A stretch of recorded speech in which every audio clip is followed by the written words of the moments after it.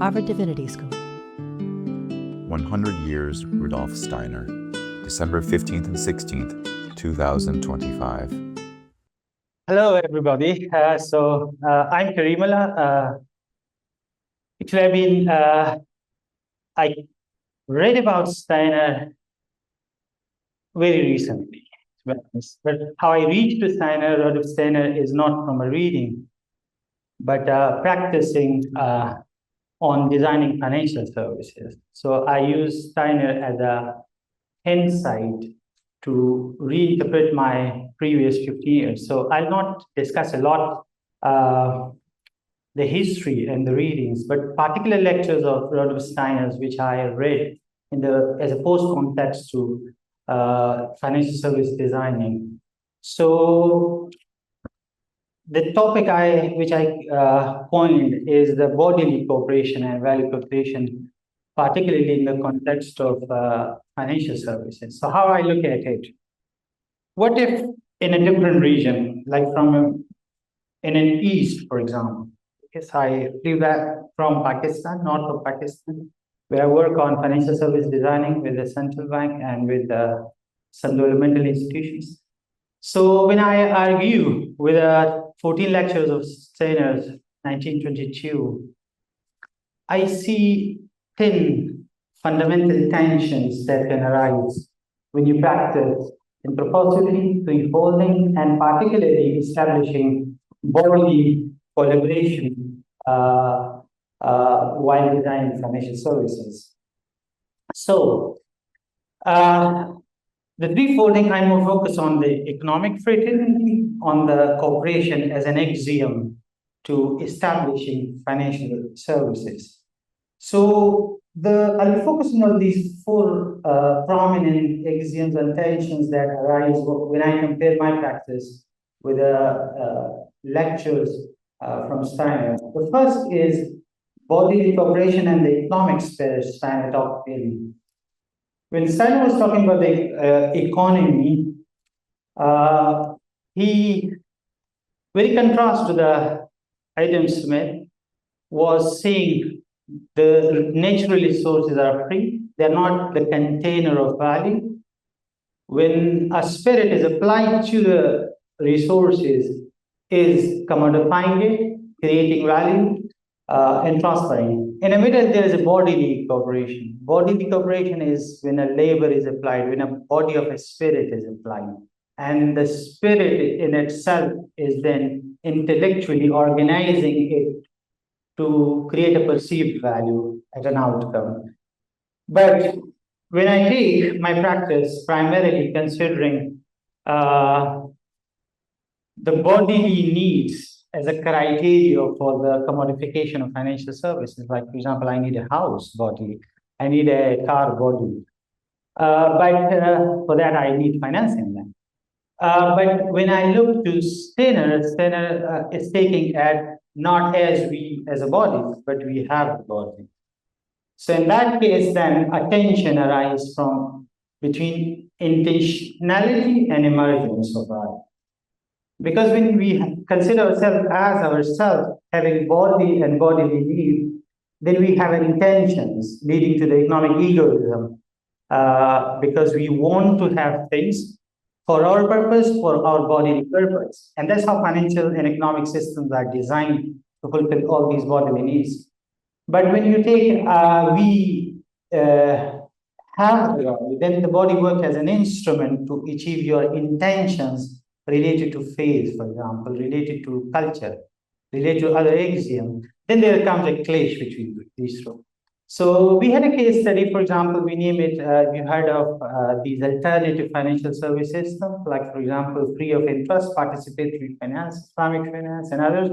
So in that, the effort is that we assume ourselves as having a bodily needs, but the ultimate outcomes be towards the intention of the spirit, not needs of the body only. So in that case, then there is another tension arise when we apply Steiner anthroposophy into current time, is when freedom and competition and cooperation for life. Like for example, if altruism is required and a systematic requirement as per Rudolf Steiner lectures, economic egoism, working for oneself, is ultimately inefficient in the long run, because if you do everything for yourself, you would not remain efficient for yourself and your needs, because others would achieve more speciality in your needs. And therefore, altruism would work more for you.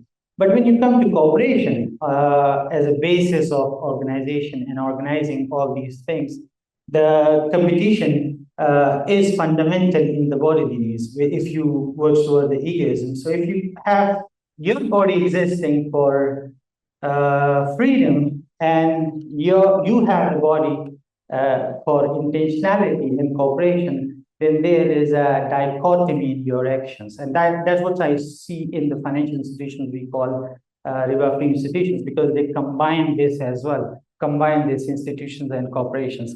But the more dangerous one, and the more, which I see a more unified tension between freedom and constraint.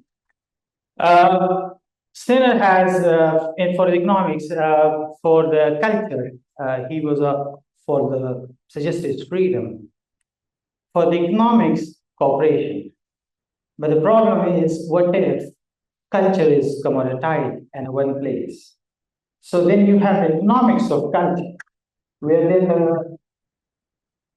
the freedom and constraint coexist. But constraint can cause a freedom, because constraints helps you to achieve outcomes, freedom to the macroscopic expressions.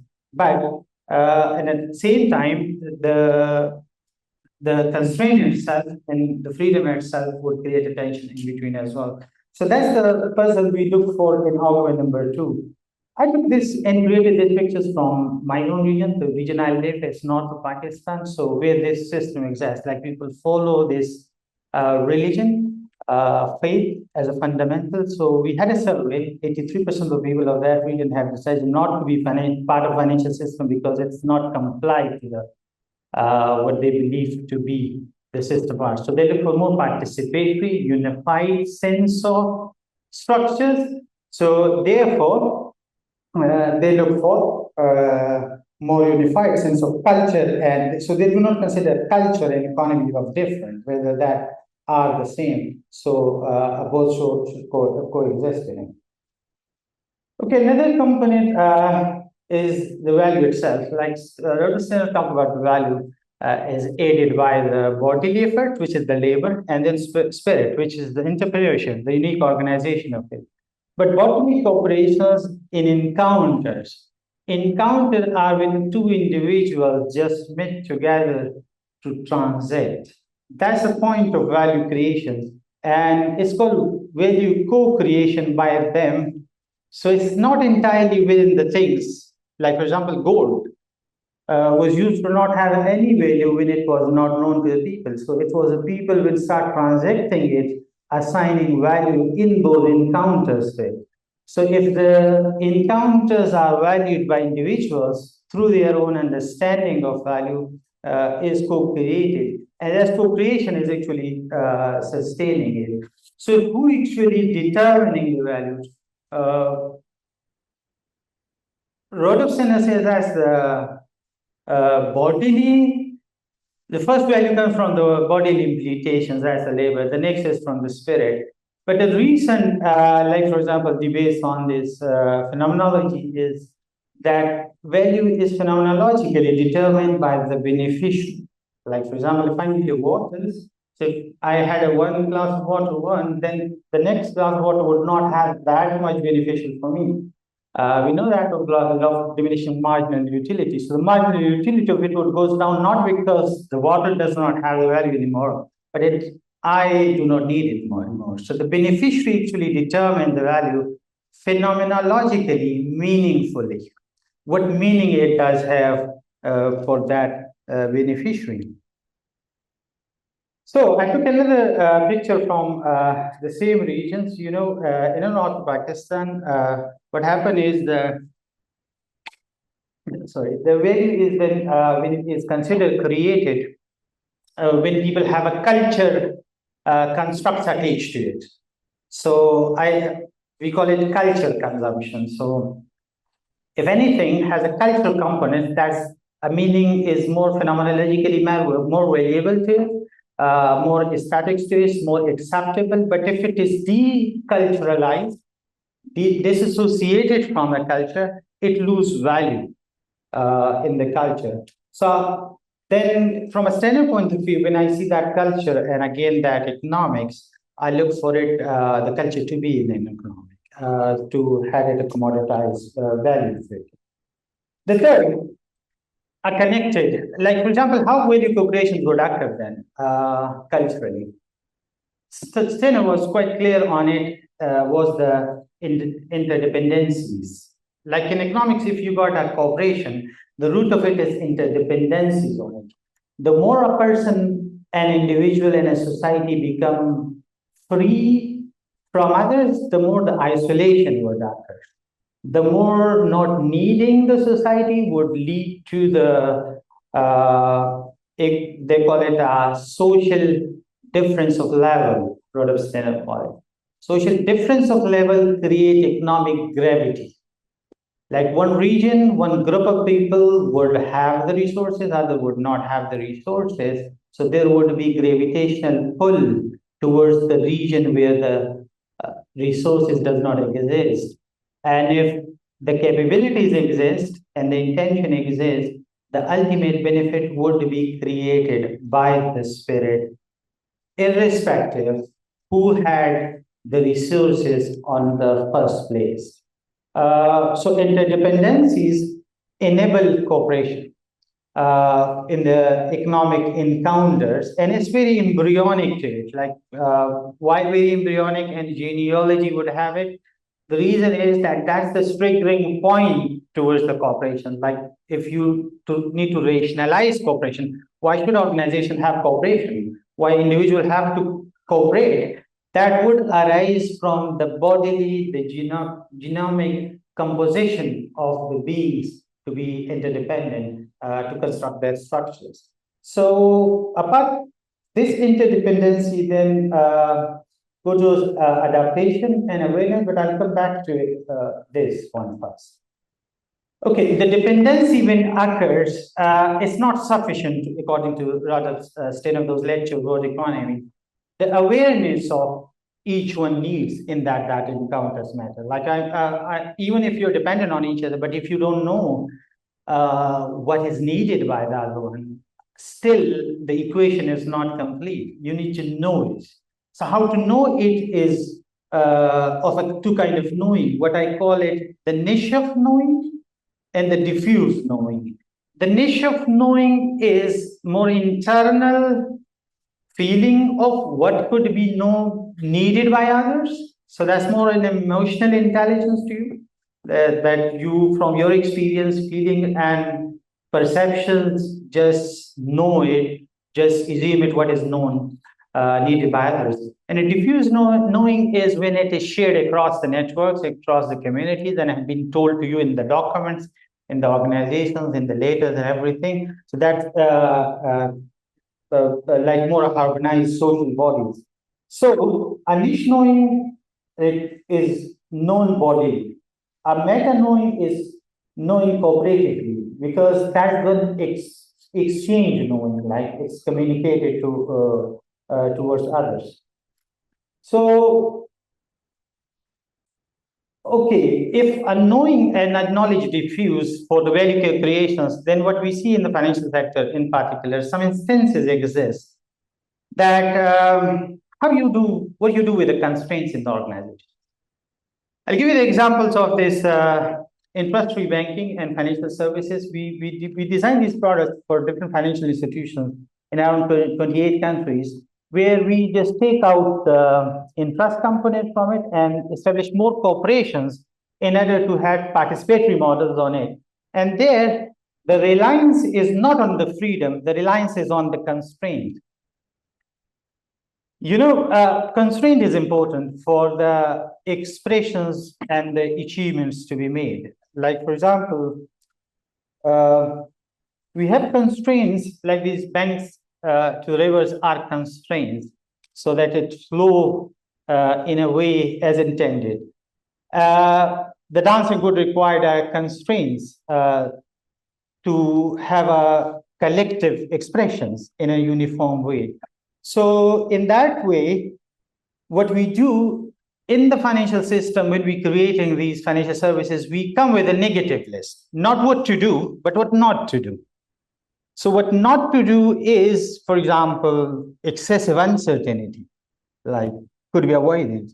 That's called gharar in our literature. So that excessive uncertainty in different components, like gambling, for example, would be avoided, not because of the activity itself, but the excessive uncertainty. But at the same time, a freedom towards uncertainty must also exist.